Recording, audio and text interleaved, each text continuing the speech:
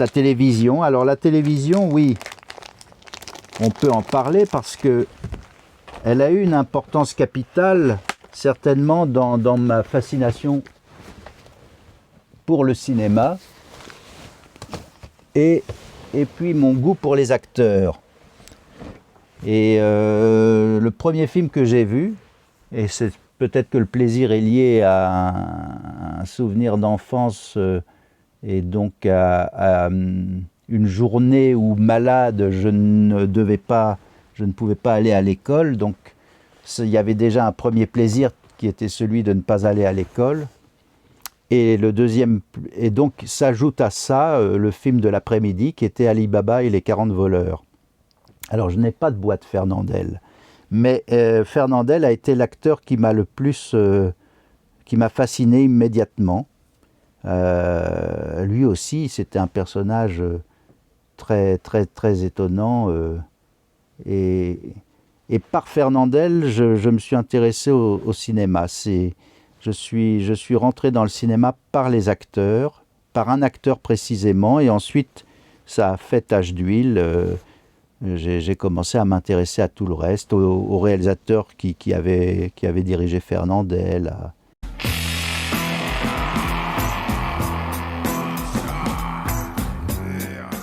Et il y avait aussi un dimanche soir, passait un film. Alors à cette époque-là, oui, je savais lire, je crois, oui. J'avais déjà plus de 6 ans. Mais je voyais sur le journal les photos de Fernandel. Et puis on ne voulait pas que je voie le film parce que c'était le film du soir. Mais je crois que j'ai beaucoup insisté. Et c'était La Bourse et la vie. Alors là, j'ai découvert tout d'un coup un film incroyable. Et je me suis rendu compte que c'était réalisé par un certain Jean-Pierre Mocky. Et puis après est passé à la télévision L'Ibis rouge, qui est d'après une adaptation très libre d'un roman noir de Frédéric Brown. Et il y avait une distribution éblouissante. Michel Serrault, Galabru, Jean Le Poulain. C'était le dernier film de Michel Simon. Et il y avait des personnages monstrueux dans ce film. Notamment, il y avait un chauffeur de taxi qui était atteint d'acromégalie.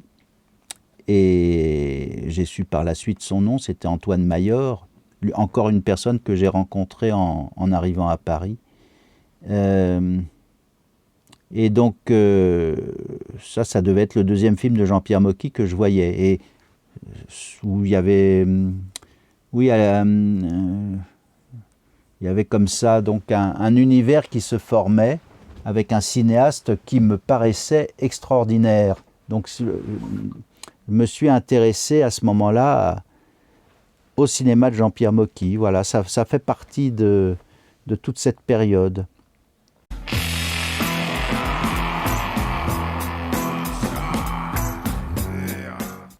J'avais dévoré un article, une étude sur Mocky parue dans la revue du cinéma à cette époque. Et puis j'étais fasciné par les seconds rôles qu'il y avait dans ces films.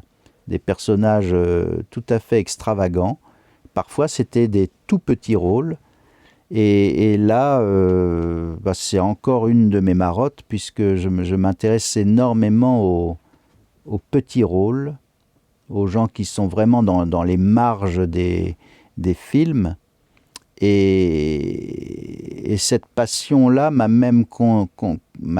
conduit à m'intéresser également aux figurants. Alors là, je pourrais en parler des heures, mais on aura sûrement l'occasion d'en reparler, parce que j'ai des boîtes entières avec des photos de figurants. Donc ce sont souvent des anonymes et je cherche leur nom. Mais je ne suis pas seul, hein. On est 4-5 à nous intéresser à ça et j'espère qu'on est certainement plus, mais on a formé un petit groupe de 5 cinéphiles spécialisés dans les figurants. Et ça me passionne énormément. D'ailleurs, je ne sais pas, oui. Là, vous en avez... Bon, attendez, vous avez un numéro de Bizarre de John Willy. Ça, c'est une chose, mais là, vous avez... Alors, il a été figurant souvent dans sa vie, mais avec Mocky, il avait du texte et il parlait. Là, je l'enlève du cadre parce qu'il y a peut-être un reflet, c'est Jean-Claude Rémoleux. Alors Jean-Claude Rémoleux, pour moi, c'est l'acteur, disons, l'acteur fabuleux par excellence.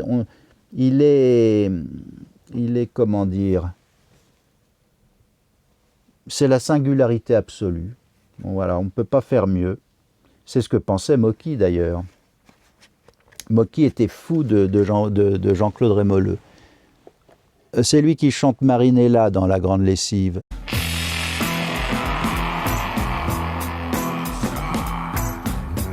Et puis là, alors là, il y a un autre figurant que j'aime beaucoup. C'est Victor Tabourneau. C'est un Russe blanc qui a trouvé, qui a réussi à gagner sa vie dans la figuration. Alors lui aussi, il a une gueule avec un monocle, une moustache comme ça. Et Victor Tabourneau, il a un très très beau rôle. Là, c'est un rôle muet, mais un rôle quand même dans Yo-Yo de Pierre Étex. Et donc ce sont des gens dont personne ne parle. Alors c'est un peu... Je ne sais pas si c'est une posture de ma part, j'espère que non. Je crois plutôt que c'est un goût que j'ai. J'ai un goût pour tout ce dont on ne parle pas. Et je me mets c'est un peu devenu ma spécialité. J'écris, je parle. Quand je travaillais à la radio, je faisais des chroniques sur... ça me répugnait de parler de tout ce dont on parle, des trucs à la mode, et je préférais mettre l'accent sur des personnages obscurs ou des œuvres qui sont tombées dans l'oubli ou qui n'ont même jamais été révélées. Ça a toujours été ma passion, oui.